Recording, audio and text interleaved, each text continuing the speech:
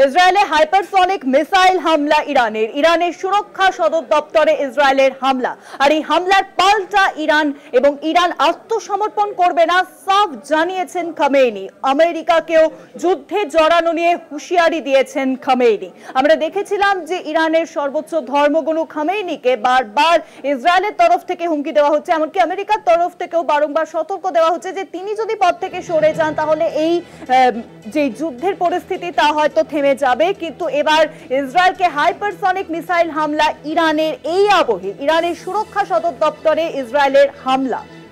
আর বিষয়ে আরো জানবো, নিউজরুমে এখন সঙ্গে রয়েছেন আমাদের প্রতিনিধি নিমাই পান্ডা। নিমাই, আমরা দেখেছিলাম যে খামেনিকে বারংবার আমেরিকা থেকে বলুন বা ইসরায়েল থেকে বলুন বারংবার বলা হচ্ছে যে তিনি যদি নিজের পদ থেকে সরে যান তাহলে এই যুদ্ধ পরিস্থিতি এক্ষুনি শেষ হয়ে যেতে পারে। কিন্তু সেই কথাকে কার্যত অগ্রাহ্য করেই ইরান এবার ইসরায়েলের ওপর ক্রমাগত হামলা চালাচ্ছে। আমরা যে ছবি দেখতে পাচ্ছি বারংবার যে তেল আভিভ একেবারে ধ্বংসস্তূপে পরিণত হয়েছে, এমনকি ইসরায়েলের একটি হাসপাতালেও হামলা চালানো হয়েছে।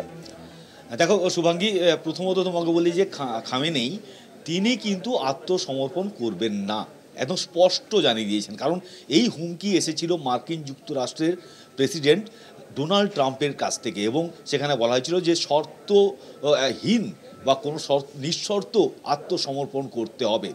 কিন্তু এখানে খামেনি কিন্তু স্পষ্ট করে দিয়েছেন আত্মসমর্পণ তো দূরের কথা, বরং চোখে চোখ রেখে আমেরিকা এবং ইসরায়েলের বিরুদ্ধে পাল্টা হুঁশিয়ারি দিয়ে তিনি বলেছেন যে এর ফল হবে মারাত্মক। অর্থাৎ যদি আমেরিকা কখনো নাক গলায় এই যুদ্ধে বা সামরিক আগ্রাসন ঘটায় বা ইসরায়েল যদি আরও তাদের হামলা বাড়িয়ে চলে তাহলে কিন্তু তারা পাল্টা আঘাত হানবে, শুধু নয় তার ফল মারাত্মক হবে। ফলে এখানে আত্মসমর্পণের প্রশ্নই নেই ইরানের।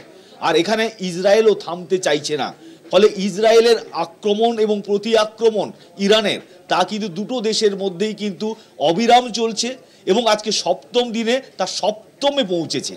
এবং সবথেকে বড় কথা, গতকাল রাতে যেভাবে হাইপারসোনিক যে সমস্ত মিসাইল রয়েছে বা ক্ষেপণাস্ত্র রয়েছে তা ইরান ব্যবহার করেছে আল আবিবে বিভিন্ন জায়গায় বা জেরুজালেমের মতো জায়গায়। আল আবিবে হচ্ছে রাজধানী ইসরায়েলের, সেই রাজধানী জ্বলছে, বিভিন্ন জায়গায় ধ্বংসস্তূপে পরিণত হয়েছে।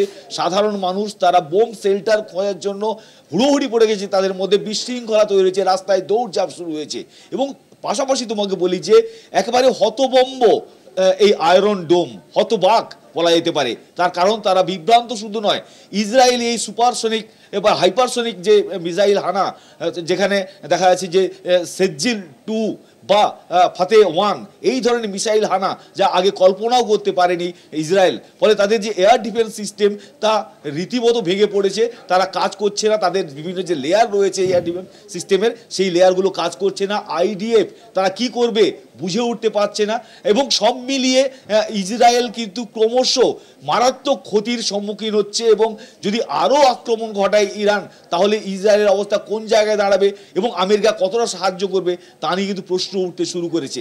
এবং সেই জায়গায় দাঁড়িয়ে যখন গতকাল রাতে সেজ্জিল 2 একেবারে তাণ্ডব নৃত্য চালাচ্ছে, কারণ ডান্সিং মিসাইল এই সেজ্জিল 2, সেই সেজ্জিল 2 রাতের আকাশে তাণ্ডব নৃত্য যাকে বলে সেইভাবে ডান্স করছে ইসরায়েল আকাশে, আর ইন্টারসেপ্ট করতে পারছে না ইসরায়েলের যে এয়ার ডিফেন্স সিস্টেম রয়েছে আয়রন ডোম।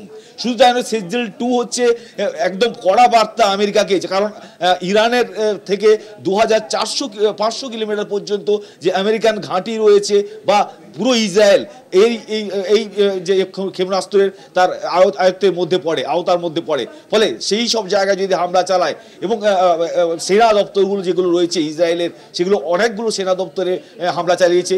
ইসরায়েলের যে সেনা গোয়েন্দা বিভাগ রয়েছে সেই সেনা গোয়েন্দা বিভাগ তাকে পুরো ধ্বংসস্তূপে পরিণত করেছে ইরান। এবং ইরানেরও পরমাণু কেন্দ্রে হানা আজকেও হয়েছে, এবং যে হেভি ওয়াটার রিজার্ভ রয়েছে সেই জায়গায় হামলা চালিয়েছে ইসরায়েল। আবার ইরান কিন্তু একেবারে যে সোরোকা মেডিকেল সেন্টার সেখানে হামলা চালিয়েছে, সেখানে অনেক ক্ষয়ক্ষতি হয়েছে। ফলে এই আক্রমণ পাল্টা আক্রমণ চলছে, আঘাত প্রত্যাঘাত চলছে। কিন্তু এখানে যে ইরান আত্মসমর্পণ করবে না বা খামেনি তিনি যে আত্মসমর্পণ করবে না সেটা স্পষ্ট। এবং হাইপারসোনিক বা নতুন জেনারেশনের যে সমস্ত ক্ষেপণাস্ত্র, উন্নত ক্ষেপণাস্ত্র রয়েছে সেগুলো ব্যবহার করে যেভাবে ইরান পাল্টা আক্রমণ চালাচ্ছে, যেভাবে তেল আবিব জ্বলছে, জেরুজালেম সিস্টেম জ্বলছে, বড় বড় ব্লাস্ট হচ্ছে তেল আবিবে এবং জেরুজালেম বা ইসরায়েলের বিভিন্ন জায়গায়, সেটা কিন্তু মারাত্মক দিকে নিয়ে যাচ্ছে এই যুদ্ধকে, এবং এই যুদ্ধ রীতিমতো সপ্তম দিনে সপ্তমে। শুভাঙ্গী অনেক ধন্যবাদ নিমাইদা। নিউজরুমের সঙ্গে ছিলেন আমাদের প্রতিনিধি নিমাই পান্ডা। অর্থাৎ যে ছবি সামনে আসছে যে ইরান ইসরায়েলের যুদ্ধ সপ্তম দিনে পড়েছে, এবং তার জেরে আমরা দেখলাম যে ইরান কিন্তু চুপ করে বসে নেই, ইসরায়েলের উপর ক্রমাগত হামলা চালিয়ে যাচ্ছে। আর ইসরায়েলের রাজধানী তেল আভিভ এখন কার্যত ধ্বংসস্তূপে পরিণতি পেয়েছে।